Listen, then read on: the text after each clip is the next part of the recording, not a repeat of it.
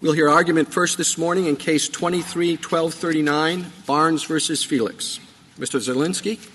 Mr. Chief Justice, and may it please the Court. We are here today because Ashton Barnes was shot and killed on the side of a Texas highway after being pulled over for unpaid tolls. The question before this Court is how to determine whether Ashton's Fourth Amendment rights were violated. The Fourth Amendment prohibits unreasonable seizures. Justice Scalia was no fan of a totality of the circumstances test. But in Scott, Justice Scalia made clear that courts must slosh through the fact-bound morass of reasonableness. In this case, the District Court and the Fifth Circuit didn't do that. Instead, they applied the moment of the threat doctrine. According to the Fifth Circuit decision below, quote, "We may only ask whether Officer Felix was in danger at the moment of the threat," and, quote, "any of the officer's actions leading up to the shooting are not relevant."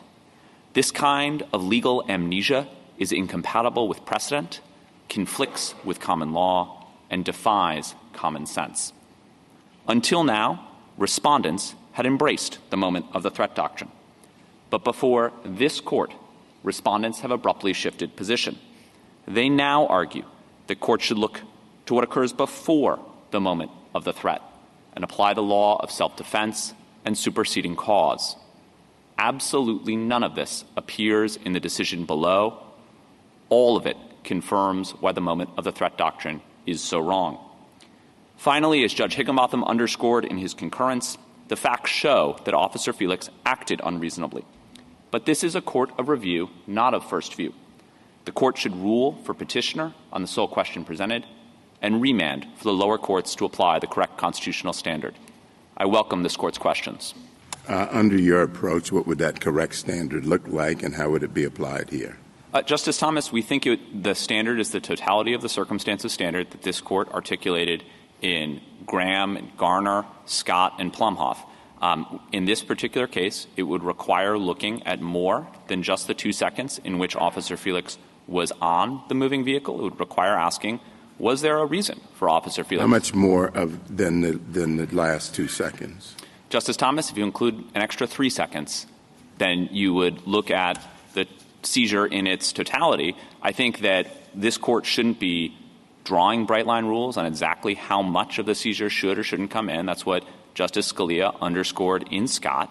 There are no rigid rules, and courts can apply ordinary principles of relevancy and proximate cause to determine the reasonableness of a seizure. Was it reasonable for the officer to jump on the side of the car? So, Justice Kavanaugh, we don't think it was in this particular case, but that's precisely the issue that the lower courts couldn't evaluate because they applied this legal amnesia and only look at the fact that the officer was on the moving vehicle. Judge Higginbotham, in his concurrence, looked at the totality of the circumstances and said, I think it was unreasonable in this case. We want the opportunity for a court to be able to look at that and for us to be able to litigate that court claim. What's an officer supposed to do when at a traffic stop and someone pulls away? Just let them go? No, Justice Kavanaugh. I think there are a number of other options that were available to Officer Felix that day. Let me give you 4. First, the highway was a camera-controlled highway. So you can monitor all the cars by camera. That's, in fact, how Ashton Barnes was pulled over in the first place. The cameras automatically identified his car as one with unpaid tolls. Second, he could have radioed to somebody else on the road to follow Ashton Barnes. Third, he could have gotten back into his squad car and followed him. And fourth, they also had the car's license plate. So we're not suggesting that somebody should just get away scot-free, but it is unreasonable to use deadly force because what happened was Officer Felix put himself in a position where he had no alternative but to shoot the driver, and that's unreasonable. And you have to look at the whole picture, not just the 2 seconds in which he's on the car. Did the officer violate the Fourth Amendment at any point prior to the time when he used deadly force? If he had not used deadly force, but he had jumped on the side of the car and done everything else he did prior to that moment, would there be a violation of the Fourth Amendment? So, Justice Alito, we had brought a predicate claim below about the drawing of the firearm. My friends on the other side have suggested we should have brought a predicate claim based on the jumping onto the car. But at the end of the day, I don't think that it matters whether there is a predicate claim because let me give you an analogy. In the search context, you have an obligation to knock before you search. There is no freestanding requirement under the Fourth Amendment if you're an officer standing outside a door to knock. But if you are going to engage in a search, we evaluate the reasonableness of that search by looking a couple seconds before, did you knock? Well, it's the same thing here. The reason for the question is to probe whether you are using the term unreasonable in a sense that's different from the sense in which the Fourth Amendment prohibits unreasonable searches and seizures. So unreasonable has a particular meaning when the court has to decide whether there was a Fourth Amendment violation. But in lay speech, unreasonable could go to whether the action was prudent, whether it was a violation of best police practices or the practices of a particular police department. Those are not necessarily the same thing. In fact, it seems that they're probably different.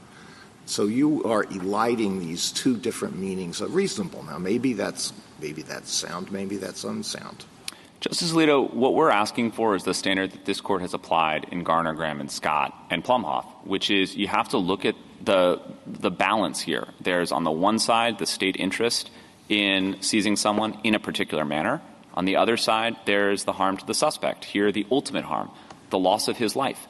The problem in this case is that the Fifth Circuit couldn't engage in that core balancing because it couldn't ask, was there a really pressing reason for an officer to jump onto a car and give himself no other opportunity but to shoot the driver? Well, would you be satisfied with a narrow holding that it is wrong for a court to look just at the moment of the threat, that the court has to judge the reasonableness of the alleged unreasonable seizure based on taking into account, to whatever extent they are relevant, the events that occurred before that? Would you be satisfied if we just did that?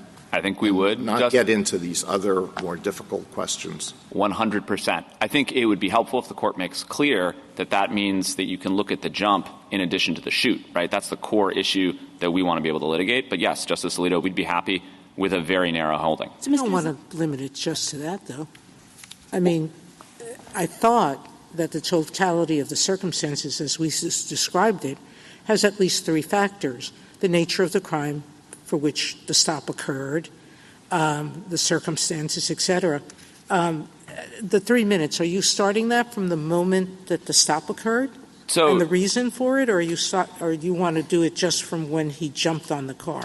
So we don't want to look at it just from when he jumps on the car. I do think you have to consider things like what he's stopped for. My friends on the other side, by the way, agree on that because they say all of that comes in because it's part of the officer's I know. life. We'll get to that with them, yeah, which is they want to make it a totality of the circumstance case, but that's not what the Fifth Circuit said. But I can ask them that question. Having said that, there is a split of 8-4 on this question, whether the court needs to look at the totality or just the moment of threat, correct? That's correct, Justice Sotomayor. So if we do what Justice Alito has defined as a narrow approach, that's not really narrow. That's deciding a circuit split, correct? Yes. Can I add a but to clarify my answer to Justice Alito? I think you could resolve this case by saying the moment of the threat doctrine is wrong. It was too narrow. It didn't apply the totality of the circumstances. And we, this court, are not going to try and delineate every meat and bound in every case. I think you've given up in your reply brief, I understood, that you're not asking us to address the question of what an officer-created danger rule is like. We're not asking for an officer-created danger test at all. And that wasn't even addressed below, correct? That's correct. Okay. Thank you. So you're happy with the narrow. I'm going to call it narrow in the sense that if we said moment of the threat is wrong, and we don't articulate a precise standard other than saying our regular totality of the circumstances test applies, as Justice Sotomayor said, that's really what you're asking for. I think in this case, we're trying to be able to litigate the fact that he jumped onto a car. And we have sharply different views. My friend on the other side and I have sharply different views about whether it was reasonable to jump onto that car. That's the issue we were not able to litigate. I think this court doesn't need to go and say, in every case, here are the metes and bounds. I do think, Justice Barrett, if you want to put a little bit of flesh on the bones of that test, you could look to your decision in Biegert for the Seventh Circuit, where you said an officer might act unreasonably where they're primarily responsible for the danger. And you would be happy with that language? We would be happy with that language. And you don't have a position on whether a prior Fourth, it kind of goes to Justice Alito's point, whether kind of a predicate Fourth Amendment violation that's unrelated to the excessive force necessarily means that if the officer violated constitutional rights, let's imagine it's not a car stop, let's imagine it's a home entry or something like that, that then it's off the table. After that, even if things devolve, the officer put himself in the situation. In fact, I have two answers to that. The first is in Mendez, this court already held that where the damages are the foreseeable consequences of that predicate violation, then they are on the table. I think that goes a long way toward disproving the parade of horribles on the other side, because you are, in those cases, going to look at preceding conduct. But the second answer to your question is that we, of course, agree things like superseding cause. Again, your decision in Biegert for the Seventh Circuit is a great example of that. Superseding cause comes into play. The Fifth Circuit couldn't apply those kinds of tests because all it looks at is the fact that Officer Felix is standing on that vehicle. And that's why it's so concerning. It prevents you from engaging in that core Fourth Amendment balancing. What was the nature of the government interest on the one hand? What was the harm to the individual on the other? Do you agree with the language in the Seventh Circuit opinion that said it applies when the officer created a situation where deadly force became essentially inevitable? I think that is our view of this case, Justice Kavanaugh. And are you asking then, and I realize you're going to say this is for the Fifth Circuit on remand, but I'm going to ask it anyway, are officers always prohibited at traffic stops when the car pulls away from jumping on a car? Absolutely not. Okay, when can they and when can't they? Let me give you an example when they can. Let's say they see an abducted child in the back seat, and they know if they don't jump onto the car then, something terrible might happen to that abducted child. That's a type of totality of the circumstances inquiry that looks at what's the nature of the government interest at play? What's the harm to the individual? In this particular case, we're talking about unpaid tolls. So we want to be able to argue down in the Fifth Circuit. True, but obviously, traffic stops sometimes identify people who are doing things that are much worse. Oftentimes, major criminals are apprehended for things like that, and I can give you some historical examples that are obvious. But so I don't know that an officer can assume that's the only thing going on. And if someone's pulling away, they could be a danger to others on the road. Who knows what's going on, right? So, Justice Kavanaugh, that's precisely, and maybe this was prefaced in your opening colloquy, but that's precisely what the Fifth Circuit couldn't engage in this case. And so I agree that there may be some circumstances. When an officer jumps on the car, the deadly force can be avoided by the driver, too. Well, in this particular case, Officer Felix's own expert testifies that Officer Felix shot so quickly, Ashton Barnes didn't have time to stop. And if I could, let me sketch out, Justice Kavanaugh, why it's so dangerous for you to shoot a driver. In fact, I'm not aware of any police department that recommends that its officers shoot drivers. The high likelihood, in this particular case, Ashton Barnes didn't immediately die. He was able to brake the car and put it into park.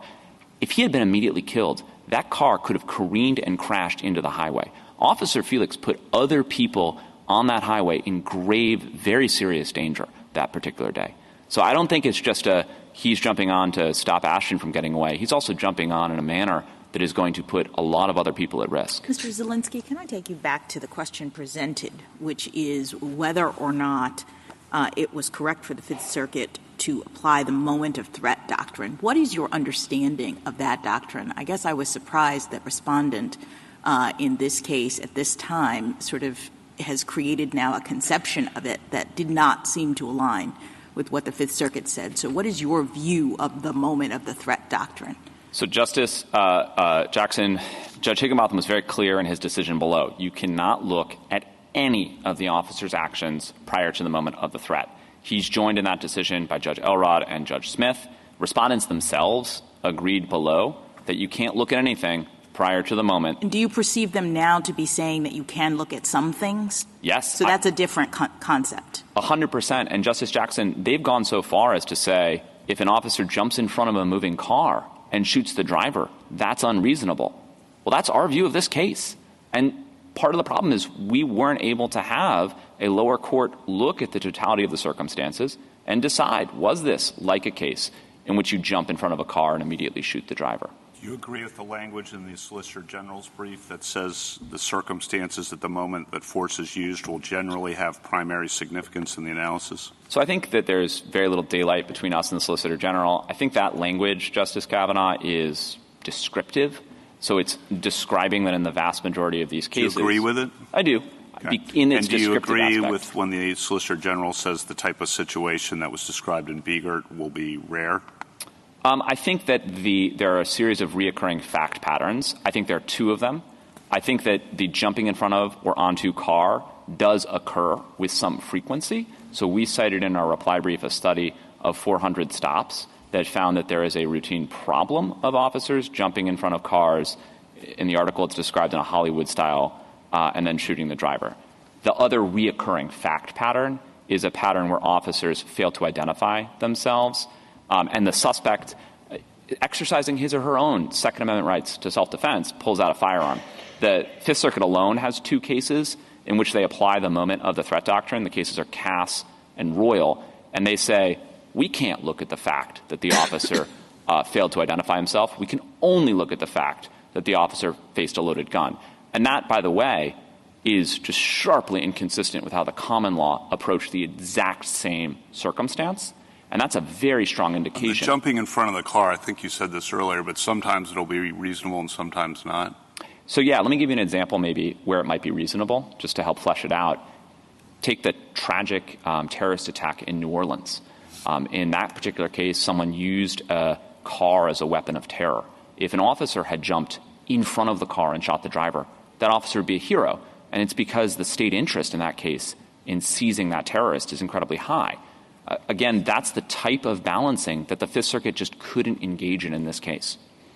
Well, here the stop is for failure to pay tolls. But we could ratchet up very gradually the severity of the reason for the stop. And at what point would the offense become sufficiently serious? At what point, if any, would the offense become sufficiently serious in your judgment to make it reasonable for the officer to get on the sill of the car? So, Justice Alito, it's a very difficult question to answer because, as this Court has said, that it is a fact-specific question that's going to depend on each given case. And there are no magic rules. There's no on-off switch. And that's Justice Scalia and Scott. You can't just start drawing the lines precisely because these cases are so numerous and there are so many different permutations. And so I think it would be very dangerous to start drawing those lines. Thank you, Counsel. Justice Thomas, anything further? What do you do with the cases cited by the other side where the Fifth Circuit does appear not to apply the moment of threat doctrine and does take into account more of the totality of circumstances? So, Justice Sotomayor, let me give you three responses. First, there's never a Fifth Circuit case where they actually look at the officer's prior conduct and say that's part of the calculus and it goes against the officer. So it's always, whenever they might do it, it's only in the officer's benefit. The second, the best case... Some of my colleagues might agree with that. Why should we not?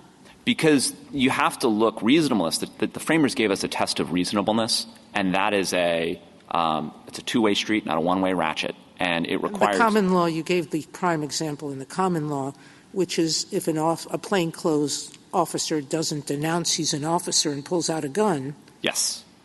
Under that circumstance, the common law would say someone can defend themselves and pull out a gun. Yes. Right. Yes. So, okay, go ahead with yours. And then the other response to your question, and I have two more answers. The first is that there's just a wealth of Fifth Circuit cases that come out in the other direction and are just crystal clear. So I would just direct the Court to the Harris v. Serpis case. That's quoted by Judge Higginbotham in his decision below. In Harris, the Fifth Circuit goes out of its way to say this court has narrowed that test, and that test is referring to the Graham test. So they are self-consciously clear that they are narrowing this court's precedent, and the court then goes on to say any of the officer's actions leading up to the shooting are not relevant for the purposes of an excessive force inquiry in this circuit. So that's a categorical bar. And then the third point is that in this case, you don't just have Judge Higginbotham who's describing the split or the moment of the threat doctrine. You also have Judge Elrod and Judge Smith who sign on to that panel decision, and all of them agree this is how the doctrine operates in the Fifth Circuit. Thank you. Justice Kavanaugh? Justice Jackson? Thank you, counsel. Mr. Kobe? Mr. Chief Justice, and may it please the Court. The Fifth Circuit analyzed this case by examining only the so-called moment of the threat and categorically ignoring all prior events. None of the parties defends that approach. That is because reasonableness is assessed under the totality of the circumstances, and pre-force events can be critical to that assessment. Prior events often show that the force was reasonable. For example, police may have issued warnings or attempted de-escalation, all of which a split-second moment of the threat doctrine misses. Of course, when officers face a moment of danger, that is by far the most important factor under Graham. But in rare cases, a moment of danger doesn't tell the whole story. If the danger was manufactured entirely by police conduct outside the bounds of reasonable behavior and not by the suspect's intervening apparent misconduct, it is unreasonable to use force in the moment. The panel's approach fails to provide a constitutional backstop in those cases, and it disregards context that may show that force was reasonable in others. I welcome the Court's questions. Would that also include, those circumstances also include the conduct of the victim that preceded the shooting?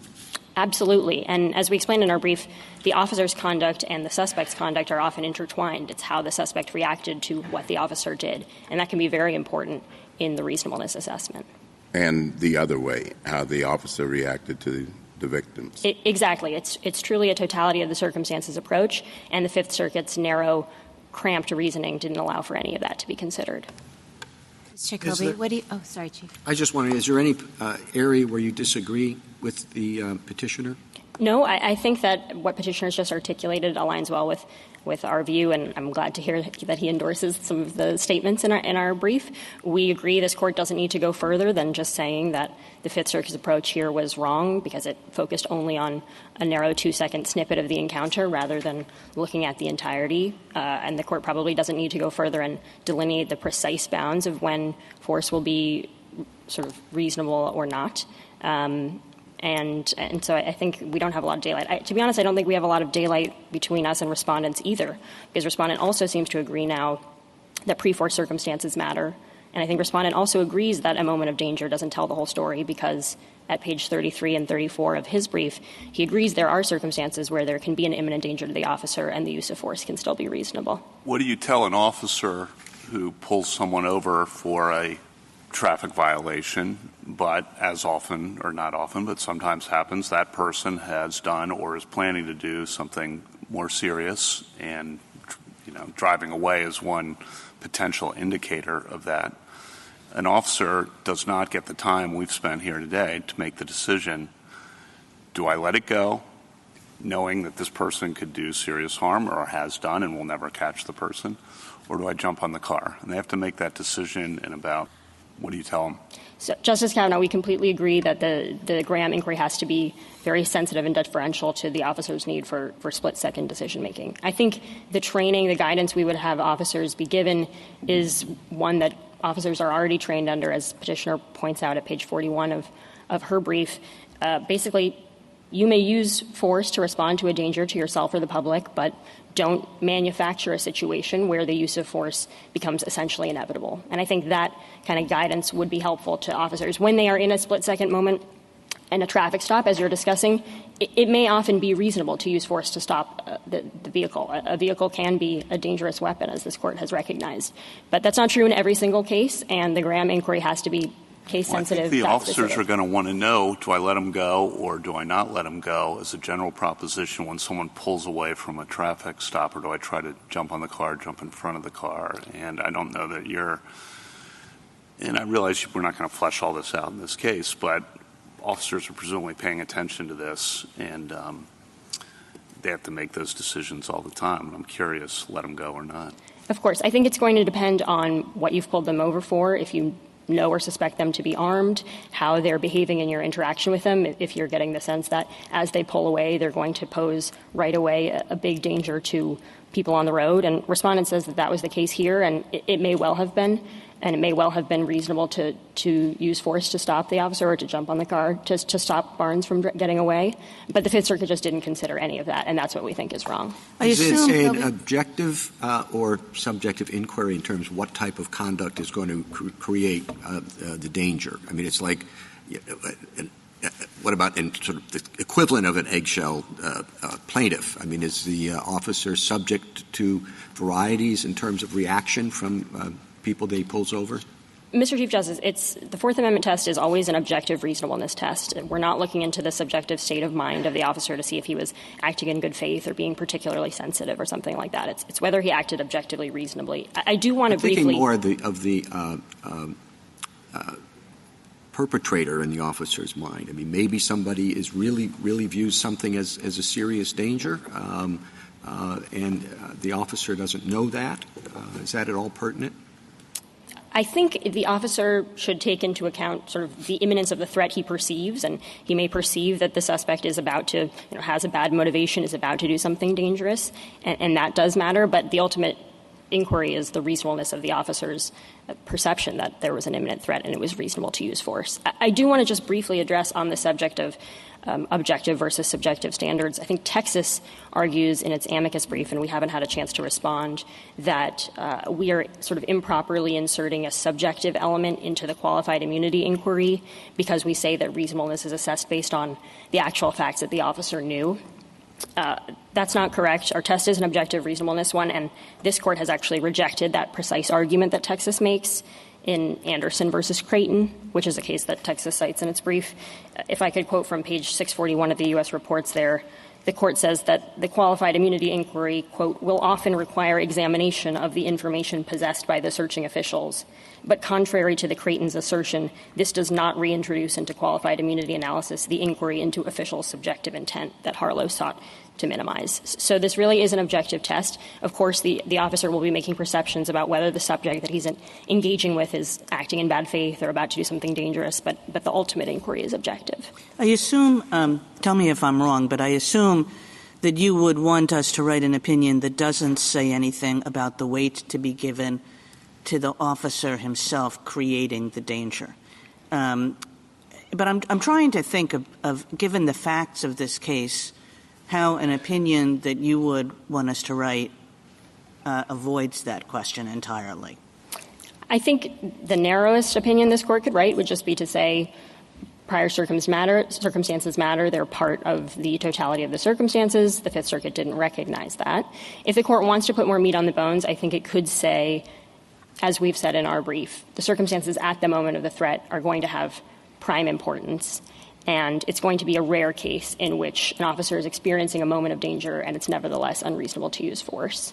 And it's going to be these types of cases where we're talking about, and of the sort that Justice Barrett recognized in her Biegert opinion, where the officer has done something outside the bounds of reasonable behavior that essentially makes the use of force almost inevitable. There's really no intervening misconduct by the suspect. Why would we do that? Why would we put a thumb on the scale that way and say that it's almost impossible to make out a Fourth Amendment claim in those circumstances, given the varied nature of encounters between police officers and citizens across the country?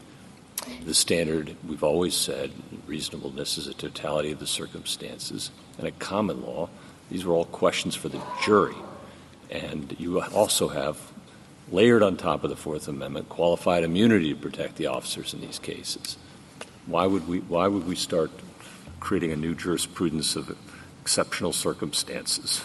I don't think it would be a new jurisprudence or a thumb on the scale so much as a reflection that when balancing the Fourth Amendment interests of the individual and the government has a very strong interest when there is an imminent danger to himself or to the public.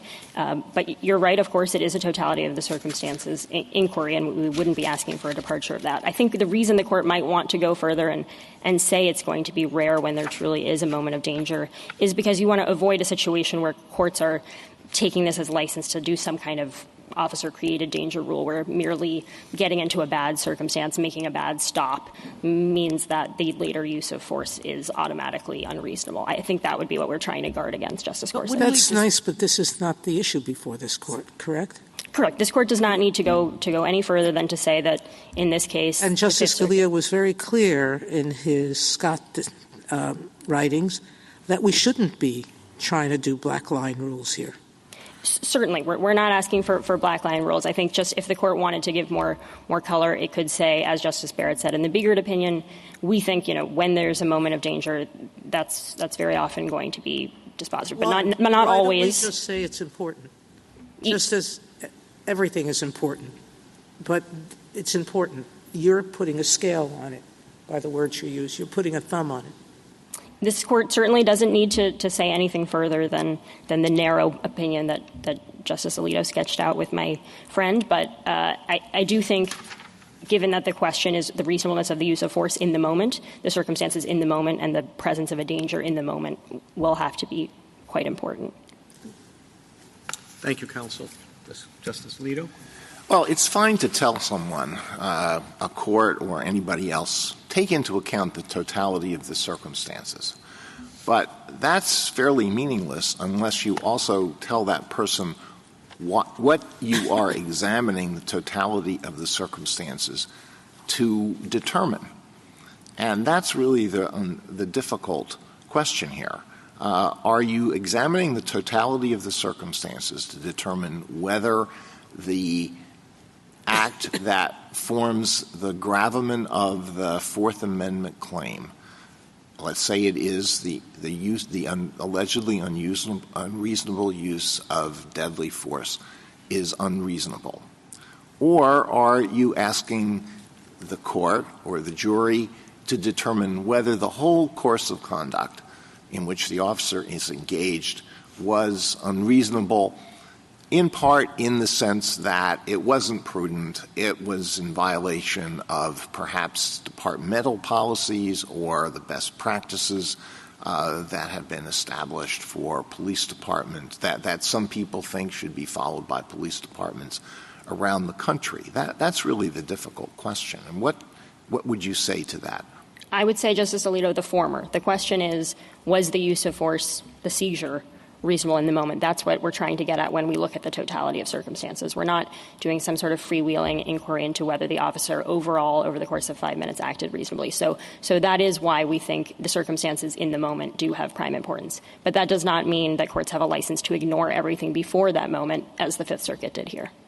Well, would a court hearing this case be obligated to admit expert testimony by various individuals who have a view about what are good police practices and what are not good police practices? Would that be what the jury's determination would boil down to? So the ultimate determination here about whether the officer acted reasonably is, according to Scott, a pure question of law. The jury's not deciding that. The jury could be making factual determinations about what actually happened, when the officer jumped and all the rest. As the court is examining whether that initial thing that the officer did here, jumping on the car, was outside the bounds of reasonable behavior, I do think it's appropriate to look at training manuals and the like. That can't resolve the question, but that could provide helpful guidance. Well, there are some federal law enforcement officers who make vehicle stops. So what is the teaching? Do you know? What are they taught about placing themselves in front of the car or in a position where they could be killed or injured if the driver decides to try to drive away? I don't know across the board a rule for stepping in front of cars. I know that federal officers are trained to use force to respond to danger, but not to enter into situations where the use of force becomes sort of inevitable. That's like the DHS manual that my friend points to at page 41 of her brief. I think, again, we don't really train officers to go right up to the constitutional line. We often will train officers to not enter in these situations to begin with, even if they ultimately do so, it could end up being not a Fourth Amendment violation. So I suspect we would train officers not to frequently avoid using force on roads and whatnot, even if it would be permissible under the circumstances to do so, because we just want to train them more cautiously, I suspect. Thank you. Justice Sotomayor? No, thank you. Justice Kagan? Justice Gorsuch? Justice Kavanaugh? I just am curious, after this case gets resolved on remand, if it goes back on remand, what the rule will be for officers and what those training manuals will say. Put aside the abducted child example. Someone's pulling away. It might be they just don't feel like they want to be hassled for a traffic violation, but they could be, about to drive down the street in New Orleans. You don't know. Or they might be on drugs and about to kill someone else who's, on a bike on the side of the road. And I don't know what we want officers to do, and I don't know how that's going to get fleshed out, but I'm not, officers, if they're held liable for jumping on cars for anything that happens thereafter, are just going to let cars go. And maybe that's the rule that the United States thinks is appropriate. I don't know. That's not the rule the United States thinks is appropriate. I do think that it is sometimes appropriate to use force to stop a car from pulling away from a stop. I think Brousseau is good guidance on that. But Brousseau also says that the use of force to stop a vehicular flight is necessarily a context-specific thing. I think it says at Brousseau that is an area that depends very much on the facts of each case. So I recognize that could be unsatisfying in giving guidance to officers. Police departments may well say, don't jump on the car no matter what unless you see a weapon or something like that. That, again, they may train them not to go all the way up to the Fourth Amendment line. But we don't think that there is a blanket rule they can't. An individual officer would be who's risk averse on being held liable for something like this, just not going to do it. But anyway, I'll stop there. Thank you. Justice Barrett? Mr. Kilboy, to this point, there is a split on this. So what about in the circuits that don't take the moment of threat approach? These questions that Justice Kavanaugh is asking about guidance for police officers, I'm just wondering what your view is of how courts are handling these kinds of cases in that circuit in ways that might affect police behavior. So I do think actually this split is maybe not so much a two-sided split as a three-sided. I do think there have been some courts that veer a little bit towards an officer-created danger rule where they seem to say that almost suggests that the use of force is automatically unreasonable if earlier in the sequence the officer did anything unreasonable. And we don't think that's correct, and we do think that would be bad guidance for officers and would lead them to police less aggressively than they need to be able to. But I think in a court that appropriately takes into account the totality of the circumstances, officers will have good guidance to use force when necessary, when there's a danger and they need to protect themselves or the public, but to avoid situations, as I said, where, to avoid manufacturing a situation where the use of force effectively becomes inevitable. That's, jumping in front of the car, that type of thing. Again, obviously, respondent disputes that's what he's done here. Petitioner thinks it is. That's what they'll sort of hash out below. But I think guidance that says you can use force to respond to danger, don't manufacture a dangerous situation would go a long way. So you said it's a three-sided split, and you're kind of saying Fifth Circuit on one side, and then these, officer fabricated or officer-caused dangers on the other side. What about those circuits in the middle and this concern that, Justice Kavanaugh is correctly expressing about what cops do in the moment? In those circuits that take the more middle approach, I take it that's what the United States is supporting. Correct. And this isn't a problem in those circuits? Or I don't think so. I mean, we have amicus briefs on the other side from, for example, law enforcement officers from Wisconsin, which is in the Seventh Circuit, which does take this kind of more middle-of-the-road approach. And I don't see in their brief something saying that they have a uniquely difficult time policing. I think they are, of course, going to have to make split-second decisions.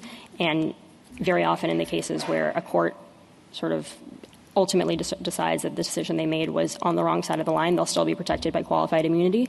So, of course, we are definitely very concerned as the United States about officers not being able to engage in aggressive enough policing. They need to be able to, but we don't think that a totality of the circumstances approach, which is what Graham cautions, what Scott cautions, what this court has endorsed over and over again, would lead down that path. And last question. What's the deal, in Respondent's brief at footnote 3, it says the United States questions whether Sergeant Felix jumped onto the door sill shortly before, shortly after, but the parties agree it was after. What's the deal with that factual dispute? I think it's a dispute about the way the district court phrased its opinion. It seems to suggest a distinction between the moment that the car started moving forward and a moment of acceleration. So it seems now everyone agrees that the officer stepped on the car after it started moving forward. There is that passage that we quoted from the district court opinion that says it's not clear if it's before or after the acceleration. I think that may be where the confusion comes from. The fact that there is some confusion about this matter of timing, which could go to the question whether the decision to jump on the sill was reasonable or not, to me seems like further reason to vacate and remand and send it back to the Fifth Circuit. Justice Jackson? Just to follow up on Justice Barrett's questions, it's the majority of circuits that use a totality test. Is that correct? Yes, I think that's correct. And is there any indication in those circuits that there is confusion or concern about the application of that test either on the part of the courts or on the part of the officers who do their jobs in that context? Not to my knowledge. I do think that, again, a feature of the sort of totality of the circumstances approach that applies to the Fourth Amendment across the board is that it doesn't always provide perfect guidance to officers. That's why we do have the backstop of the clearly established prong of the qualified immunity analysis to make sure that officers are not held liable for things that they sort of weren't on notice, were on the wrong side of the line. But I'm not aware of a problem in the circuits that are correctly applying a totality of the circumstances. And is it the case that in those circuits that are correctly applying the test, officers are regularly found to have engaged in using reasonable force? We're not talking about the application of a test that necessarily results in officer liability, right? Absolutely. Obviously, the United States would not endorse such a test, of course. And can I just clarify that the United States is not taking a position on the facts of this case and whether or not Officer Felix used reasonable force, and in fact, you would be satisfied with just a clarification that moment of the threat doctrine is not what courts should be using, and then sending it back to the Fifth Circuit for the Fourth Amendment analysis in this situation? That's absolutely correct. Our interest in this dispute is a narrow one. We're really just interested in correcting the Fifth Circuit's legal error, and we have no position on the facts of this case. Thank you. Thank you, counsel. Mr. McLeod. Thank you, Mr. Chief Justice, and may it please the Court. When an officer doing his duty confronts a threat to his safety or the safety of others, it is reasonable for that officer to use force to end that threat. That's the conclusion this Court has consistently reached, and that's what the Fifth Circuit correctly held below. At the moment Sergeant Felix used force, he was clinging to the side of a fleeing suspect's car, and Felix reasonably believed that his life was in imminent danger. That conclusion should end this case. Petitioner's contrary argument attacks straw man. Let me be very clear. We are defending the decision below and the moment of threat doctrine as it actually exists. The core premise of that doctrine is that an officer doesn't lose his right to defend himself just because he made a mistake at an earlier point in time. But applying that rule does not require courts to ignore everything that occurred prior to the use of force. Like other circuits, the Fifth Circuit has repeatedly held that preceding events are relevant to the extent they inform the officer's perception of the danger that he faced. The panel decision below repeatedly cited to and quoted from those very precedents. The panel did not and could not overrule them sub silentio. Petitioner asked the Court to create a new breed of constitutional tort, under which an officer facing the barrel of a gun loses his right to defend himself if he previously used bad tactics or poor planning. That's contrary to precedent and common sense. Graham asks only whether an officer's use of force was reasonable in the particular circumstances he faced. It requires courts to put themselves in the shoes of the officer who used force, not to second-guess every decision the officer made in some of the most stressful circumstances imaginable.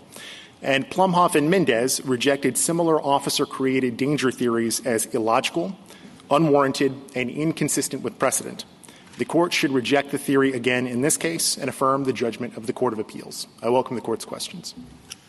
How would you assess the difference between the Fifth Circuit's approach, which you as you see it, and the totality of the circumstances approach as we heard it this morning? So I don't think that there is any difference between what the Fifth Circuit does and what Graham directs. Both no, I mean as what the Solicitor General and petitioners, as they see the totality of the circumstances, not so much Graham. So the difference, I think, between our position and somewhat the government's position is they want to include within the totality of the circumstances arguments that the officer escalated the danger or created the danger. And we think that that is now a relevant consideration under Graham and under the Fourth Amendment. In those cases, the question is, was there a legitimate threat that the officer is responding? Were they arguing that this morning? That was exactly their argument that I heard this morning. He said that Mr. Zielinski said that Sergeant Felix created a dangerous situation by jumping onto the car. But I thought he said he wants to argue that later when it goes back. Well, that was the argument that they tried to advance in the Fifth Circuit. And this is, I think, the one thing I agree with in Judge Higginbotham's solo concurrence at 15A of the petition appendix. He says that argument is foreclosed under Fifth Circuit law. And that is the actual issue that divides the circuits. There is no split on the question of whether you can consider preceding events. Every court in the country considers preceding events. The question is whether you can use those preceding events as a basis for making an argument that the officer made a mistake or used poor But, Mr. McLeod, that's not what you argued before, and I'm very, very confused now. I mean, it seems as though the moment of the threat doctrine as it exists and as everybody has understood it is about evidence, essentially. It's what can you look at to prove the alleged Fourth Amendment excessive force claim? Can you look at anything that occurred outside of the moment of the threat, anything that occurred previously? You seem to be now suggesting that it is about liability.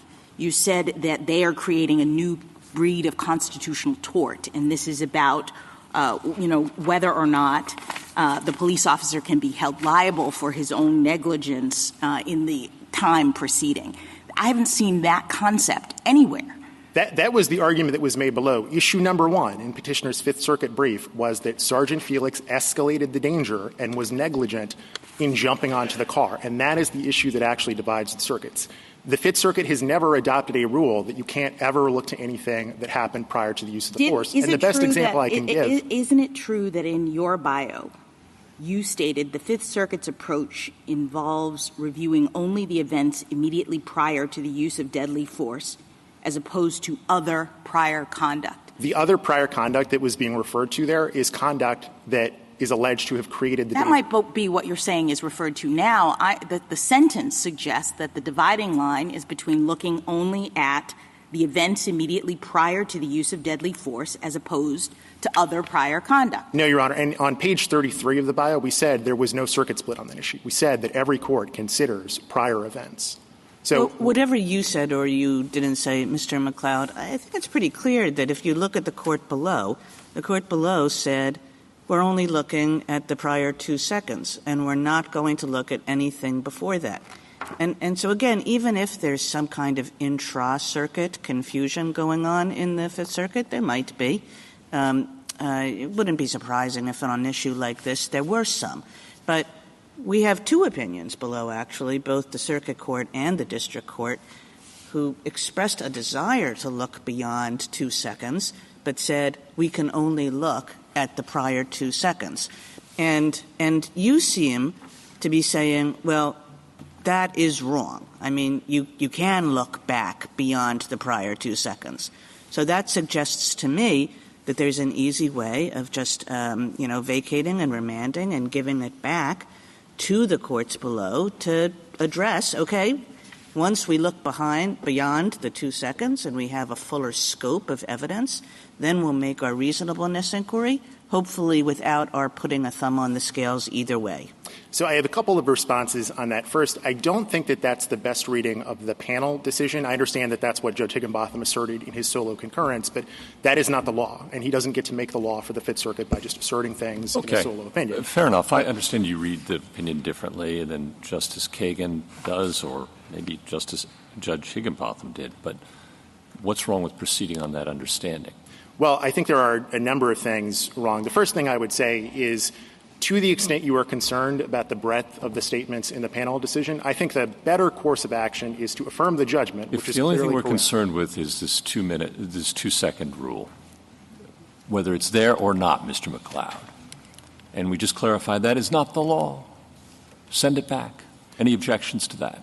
Yes, because then you would be sending it back for a remand that is going to be pointless. As I said before, the argument that petitioner wants to make on remand. Mr. McLeod, the number of remands from this court that lawyers tell us are pointless could fill volumes. Well, in this case, any other objection besides your view that it would be pointless? Yes, my other objection is it would be creating, I think, a dangerous precedent because it could be seen as endorsing the sort of officer-created danger argument that petitioner wants to make. And as Justice Barrett alluded to in some of her questioning earlier, fine. That's Mr. McLeod, that's a fair concern, but we've also talked about putting that aside and bracketing that and making clear, as we did in Mendez.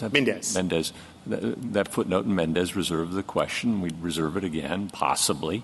If we do that, any other objections? So I guess if I could ask, if you do that, to do one additional thing, which is to make clear that the standard would have to be high and mere negligence alone would not be enough to satisfy this officer-created. Well, now, see, negligence involves mens rea, and that's subjective. And we've said in the Fourth Amendment it's an objective test. So up till then you had me, but now I'm afraid I'm getting off the train. Well, I think the problem is I completely agree that negligence is not a relevant consideration, and that's why we object to that test. All right, but that is the test that courts of appeals are applying in the country right now. I don't think there's any question. Do you want a negligence test or do you not want a negligence test? I do not want a negligence test. Okay, all right. I want a test that says you only look at conduct that actually is regulated by the Fourth Amendment. That's searches and seizures. Yes, and it's an objective inquiry looking at the totality of the circumstances, right? It is an objective inquiry that looks at the totality of the circumstances to determine whether the officer genuinely believed there was a threat. You do not look at the totality to determine, well, did the officer make a mistake and whether he should he have gotten himself in that or whether there was an excessive use of force. I thought the latter was the question. And this court has consistently said that when an officer confronts a genuine threat, it is not excessive to use force. And I would be very concerned about it. That's an objective inquiry, though, isn't it? That is an objective inquiry, yes, sir. All right, thank you. How broad is the totality of circumstances under your view? Do you get to put in this is the training record of the officer and looking at D-minuses in all the excessive force parts of it? I mean, is that part of the totality as you view it? No, Your Honor. We don't view that as relevant. I think Wren says that very clearly. Those sorts of policies and procedures do not inform the reasonableness question that is being asked by the Fourth Amendment. And Justice Alito's questioning alluded to this before. The Fourth Amendment is not a regulation on the reasonableness in a general sense of everything that officers do.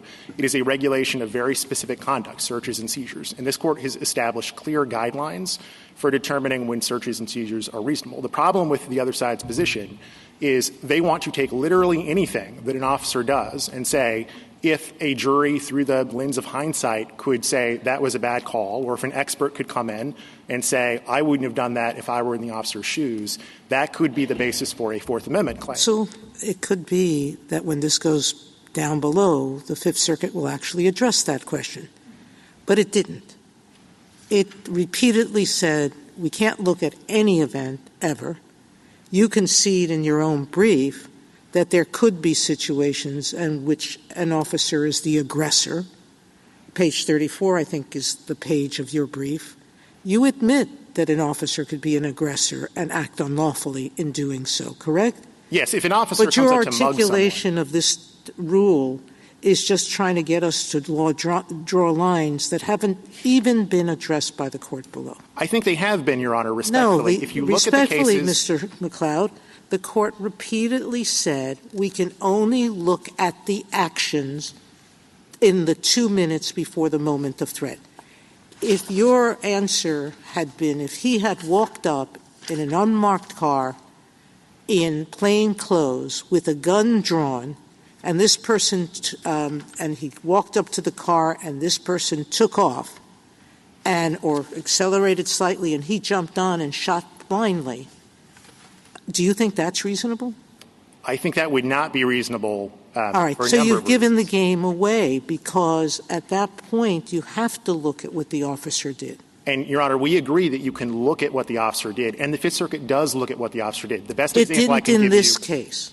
In this case, that's because the only argument that Petitioner made below, the only action she said you should look at, was an action based on officer-created danger. And we have three judges who said we shouldn't be limited in this way in the mine run of cases, and so we're stuck with this. We think the judgment is right, but it wasn't addressed at all. Officer-created danger wasn't addressed, and the other side says clearly it's not raising it here. It is going to raise it on remand, and I think it was addressed. And you want an anticipatory ruling from us. No, Your Honor, I think it was addressed, and the best evidence I can give you of that are the cases that the Fifth Circuit itself cited for the proposition that we don't look at the action of the officer. All of those are cases in which the argument that was being made was the argument that they made below, that the officer created a dangerous situation, and that was the basis for liability. So that is the argument the Fifth Circuit said it's not considering, and that's what Judge Higginbotham said he wanted to consider. He said— Mr. McLeod, did the plaintiff argue that the court should be looking at the totality of the circumstances? Yes. And did you object to that as being the test that the court should apply when it decided what it was going to look at to make this determination? No, our objection was that you should not be adopting this officer-created danger theory and considering whether Sergeant Felix escalated the situation. So you did not say the moment of the threat doctrine is the test in the Fifth Circuit, and that's only what you should be looking at. You should not be looking at circumstances and facts and things that happened before the moment of the threat. If I look at the record, I'll find that you're arguing that. So in the Fifth Circuit briefing, I don't believe we did, because the label moment of the threat doctrine didn't come up until Judge Higginbotham's opinion in this case. That was not a label that had been recognized prior to that. If you look in Westlaw for moment of the threat doctrine, I think there are 4 hits for that, and this is the one that really originated that term. So that was not our argument below. Our argument below was whether Sergeant Felix escalated the danger was irrelevant, and that's consistent with Fifth Circuit precedent. That's what Judge Higginbotham All right, but do you concede objected. that that's not what the Fifth Circuit held in this case, that it was irrelevant whether or not he accelerated the danger or he contributed to it? That's not their holding in this case. I believe that is their holding, and that is what Judge Higginbotham objected to. So if you look at page 15A of the petition appendix, Judge Higginbotham says, I would come out differently because I believe we should consider the fact that Sergeant Felix escalated the danger of this situation. That was the argument that they made that he wanted them to consider. And that is the whole basis for the disagreement between us and the Court of Appeals and the disagreement that actually divides the circuit courts on this question. Counsel, can I read you 3 sentences from this opinion? Certainly. This is the majority. We may only ask whether Officer Felix was in danger at the moment of the threat that caused him to use deadly force against Barnes.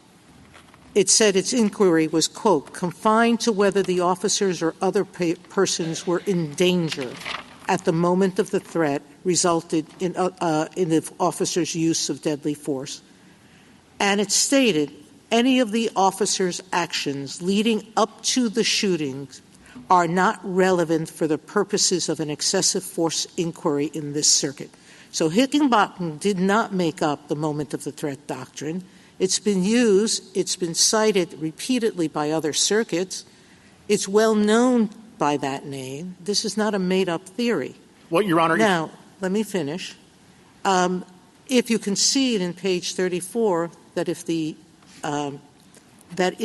the officer was the aggressor, then there are circumstances. You don't think this is one of them, but there are circumstances in which the officer's actions are relevant, correct?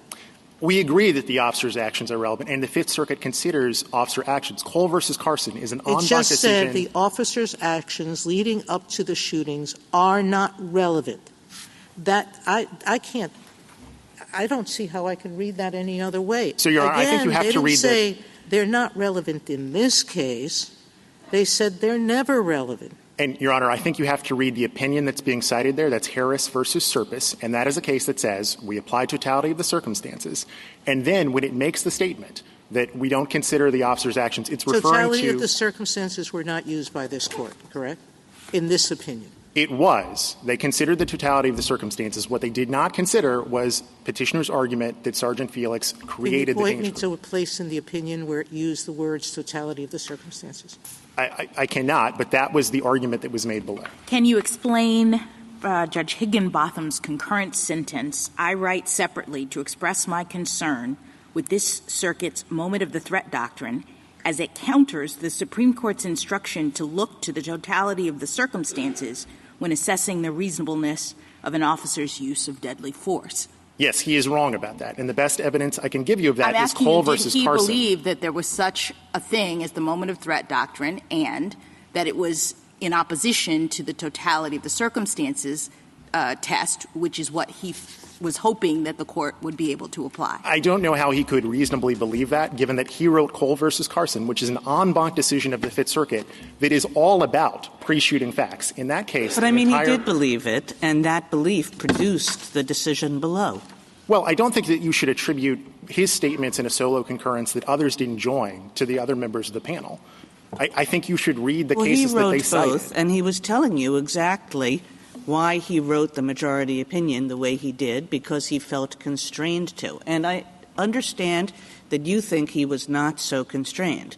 But we're supposed to be reviewing this decision, and he was telling us, the majority opinion writer, felt that I was constrained to do nothing more than look at the prior 2 seconds. And you don't say that that's the right rule, so it seems as though we should kick it back and let you guys fight it out as to the relevance of anything that happened beyond the prior 2 seconds. So I guess I would encourage the court, if it does end up remanding, to say a little more than simply do it again, Fifth Circuit. I think it is important to say something about this issue of officer-created danger because it has divided the circuits for a number of years, and the court has gotten a number of cases that present that issue. Mendez is one. The Bond versus City of Tahlequah case from a few terms ago that was summarily reversed was another. And so it is lurking in the background of many of these excessive force cases, and it is doing real harm in the circuits that apply that. The Ninth Circuit, the Tenth Circuit, that is the reason we have amici from California that say this standard makes it impossible for us to train officers and give them clear guidance. And so I think it's incumbent on the court to offer a little more clarity on that in an opinion, even if it does remand. And you want to just make sure I have it. What clarity would you want us to give? So if the court is going to offer or accept some version of officer-created danger, perhaps along the lines that Your Honor's Biegert opinion suggested, I think you would want to make clear that something like negligence alone is not going to be enough. It's going to be an extraordinary case in which an officer's creation of the danger is the basis for a Fourth Amendment claim. Thank you, counsel. And Justice Thomas? As I understand you, you're saying that it isn't so much that the a difference between whether to use the totality of circumstances, but rather what evidence would be available or could be used in that analysis. And here you say the officer-created danger should that the Fifth Circuit said it would not permit that assessment. That's correct. Within the context of totality of circumstances. Exactly. So it's a subcategory of the totality of circumstances, I hear you. It is a particular argument that is off limits in the Fifth Circuit and in the majority of the circuits when you're considering the totality of the circumstances. So you can still look to things that the officer did prior to using force, but you cannot blame the officer for creating a bad situation and second-guess all of the decisions he made. Justice Alito? Justice Sotomayor? I go back. You do believe there are situations, you admitted it to me earlier, where an officer's actions can be considered to have created a danger, unreasonably. I don't agree with that framing. I agree that you can consider an officer's actions, and I agree that an officer's actions can make the use of force less reasonable. Again, the Cole versus Carson example is one that's instructive on that. That is a case where the majority of the Fifth Circuit en banc said things that the officers did prior to using force made it unreasonable for them to use force at a later point. But what they did not do is say, well, did they violate policies or could I have made a better decision? And that is the fundamental difference between my approach and petitioner's approach. Justice Kagan? So the question presented that we took certiorari on is whether courts should apply the moment of the threat doctrine when evaluating an excessive force claim. So to me, what that means is moment of the threat doctrine, do you just look at the second or two before, or do you widen your scope to look at other things beyond that. What we did not take cert on is the question that you're raising, a very important question, probably one on which there is some confusion, wouldn't be a surprise to me, but definitely not the question in this case, the question of what weight to give the fact that, or the possibility that, the officer created the danger in the reasonableness inquiry. That's a completely different question, which we didn't take cert on, which, it does not seem to me we're well positioned in this case to discuss. So if I can just respectfully push back on that, I think in order to answer the question presented as petitioner framed it, you have to understand what the moment of threat doctrine is. And for all of the reasons we explained in our brief, it is absolutely not a doctrine that says prior events are off limits. There is no court in the country that is applying that version of the standard. The dispute between the courts and what divides us in this case is whether, when looking at those prior events, you can identify something the officers did that was unreasonable in a sort of general cosmic sense and say that contributed to the danger. And even though that is not itself a violation of the Fourth Amendment, it is the basis for your Fourth Amendment excessive force claim. That's the nub of the issue. Thank you. Justice Gorsuch? Justice Kavanaugh? Justice Jackson? Thank you, counsel. Ms. Petit? Thank you, Mr. Chief Justice. And may it please the Court. In the last 15 years, this Court has rejected at least 3 times that an officer's otherwise lawful conduct violates the Fourth Amendment because an earlier split-second decision made a confrontation more likely. Properly understood, what Judge Higginbotham dubbed the moment of threat doctrine merely applies that rule. As this Court recognized in cases like Mendez and Sheehan, it is necessary because the Fourth Amendment must be applied by thousands of real cops in the real world without, in the words of Kentucky against King, an unacceptable degree of unpredictability. The moment the officer-created risk theory, which petitioners have continuously pressed at least until their reply brief in this Court, is antithetical to that proposition because it invites an open-ended subjective inquiry into the officer's intent that cannot be conducted without the benefit of hindsight.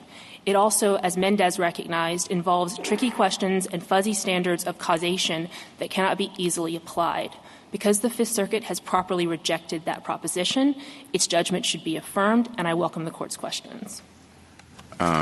Would you articulate for us what you think the District Court and the Court of Appeals held? I think that the District Court held, and I would point Your Honor to at page 17A and 24A footnote 2, under the Fifth Circuit precedent that prior actions that created a risk were not relevant under the Fifth Circuit's test, because that is the argument that petitioner was pursuing at that time. And to Justice Sotomayor's questions earlier, the statements that she is referring to have to be read in light of those arguments, because that is what the Fifth Circuit was rejecting when it said the prior actions were irrelevant. I'm sorry, you're saying the statements that the Fifth Circuit made in its opinion regarding what its holding was have to be read in light of the arguments that were before it? I believe that's what they were referring to when they say these actions that you're talking to are irrelevant. Well, what is Judge Higginbotham saying when he says in his concurrence, I write separately to express my concern with the Circuit's moment of the threat doctrine, and then he doesn't define it in the way that you have? He says this doctrine counters the Supreme Court's instructions to look at the totality of the circumstances. Your Honor, I would point you to page 15A of his opinion, where he also says that in our reasonableness analysis, references to our supposed obligation to consider the totality of circumstances are merely performative. So the dispute here appears to be not the formulation of the rule as I articulated it, but its application. No, he says it's performative. You didn't read the first part of the sentence. If the moment of the threat is the sole determinative factor in our reasonableness analysis. So he says we have a moment of the threat doctrine that tells us we only look at this moment. And what that does is it makes any references to totality merely performative because we're not looking at the totality. We're just looking at the moment of the threat. So do you dispute that at least he conceptualized the doctrine in the way that I'm describing and the way that petitioners have put it forward? There are certainly statements to that effect. He has, however, created a very similar concurrence in a case called Mason against Lafayette City from 2015. I'm talking about this case. So let me tell you what I think is happening, and I just want to get your reaction, and then I'll be done. It seems as though the question presented here is asking us to decide which test the courts should apply, and it sees the moment of the threat doctrine as distinct from the totality of the circumstances. Which test? Fifth Circuit applied moment of the threat. Is that right or wrong? It seems now that you are arguing which circumstances, assuming totality, is it okay to include or consider the circumstance of the officer's own conduct? If courts are doing that, is that a problem? That is a separate question that is not, I think, properly within the scope of the question presented, which just asks us which test. So can you help me to understand why we would get into whether or not the particular circumstance you've identified is one that courts should be looking at or not? Because I agree with my colleague that it is difficult to answer the question presented without getting into that. And I would point this court to pages 15, 23, 28, 32, and 41 to 42 of the petitioner's opening brief, in which they're discussing precisely this type of question.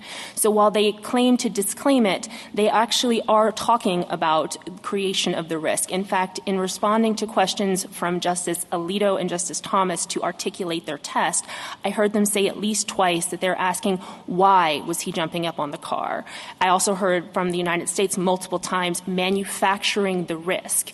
That is conflating the two questions because they are quite related. In fact, that is the source of the dispute amongst the circuit courts. The Ninth and the Tenth Circuit say intentional and deliberate conduct creating the risk can obviate the officer's ability to defend himself. The Fifth Circuit says that's not the rule. That's the nature of the dispute. And so trying to take it out of that context and say just are you considering 2 seconds or are you considering 30 gets into the point where there's not a circuit split, as my colleague mentioned. The Fifth Circuit is looking at those issues. In fact, I would point this court to Singleton against Casanova, in which Judge Higginbotham joined an opinion 6 months after this one, in which, like Colby Carson, which he wrote 3 years earlier, the Fifth Circuit was describing all pre-force conduct. So the Fifth Circuit is not applying the moment of the threat doctrine, notwithstanding some of the comments in Judge Higginbotham's opinion. And this court ultimately reviews judgments, not statements and opinions. Counsel, I appreciate that what happened below may be different than what's happening here. At least that's your view. But we did take a question presented about the moment of threat doctrine. I understand you think it's not a thing. But what's wrong with resolving just the question presented and putting aside your record-based concerns? It is a question. We've granted cert on it. I think everybody agrees it's wrong. What's the harm of saying that? As long as Your Honor is very clear that you are not endorsing the creation of the risk theory adopted by the Ninth and Tenth Circuit, then I don't think there's anything necessarily wrong. I agree with my colleague that it is unnecessary. And the reason I say that is I point the court to page 5A of the PET app, which the district court, the Fifth Circuit quoted at length a district court opinion that looked at those earlier circumstances. So I don't think it's necessary. But as long as the court is clear that we are not adopting the creation of the risk theory, we have no quarrel with such an action. Thank you. Going to the nature of the questions here for just a minute, I would point out that the inquiry here I've heard a lot of concerns about line drawing. And I find that interesting because the petitioner's argument here was that they just wanted to consider the jump as well as the shoot. That itself is a line drawing question.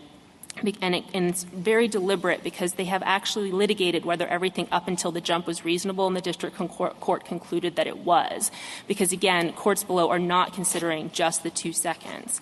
Instead, they are considering the totality of the circumstances. And to the question from the United States about the subjective nature of the test, this goes, again, to the arguments that have been raised up until the reply brief, which was after our argument, or our brief, in which the petitioner was endorsing endorsing the view of the Ninth and Tenth Circuit, which this Court in Mendez expressly acknowledged was subjective and therefore inconsistent with the Fourth Amendment, which again is why we think this Court, if it is going to remand, which again is unnecessary, makes very clear that it is not adopting that view because it would be a fundamental shift in the Fourth Amendment, and it also is a shift that, going to Justice Kavanaugh's questions earlier, would create an impossibility for law enforcement agencies to train their officers for the reasons described in the California Sheriff's Association's brief.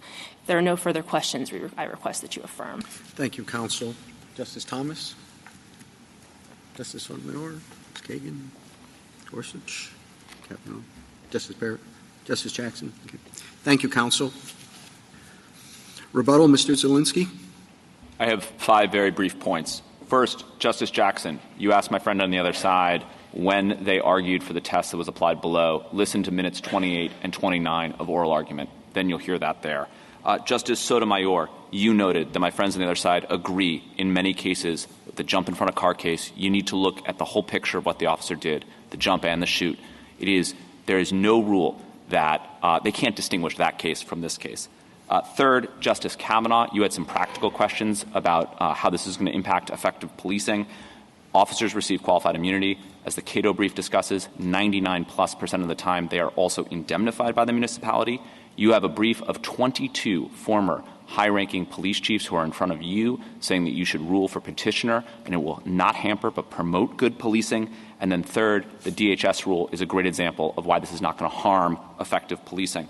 Fourth, Justice Alito, I want to be very clear. We are not saying that every single mistake is going to result in liability. What we are saying is you have to look at the whole picture, and here that's more than just 2 seconds. Finally, Justice Gorsuch, we agree wholeheartedly this rule is inconsistent with the common law. If you rule and adopt the moment of the threat doctrine, you will essentially enact a hereto unprecedented rule permitting the killing of fleeing misdemeanants. You should not do that. You should vacate and remand. Thank you. Thank you, counsel. The case is submitted.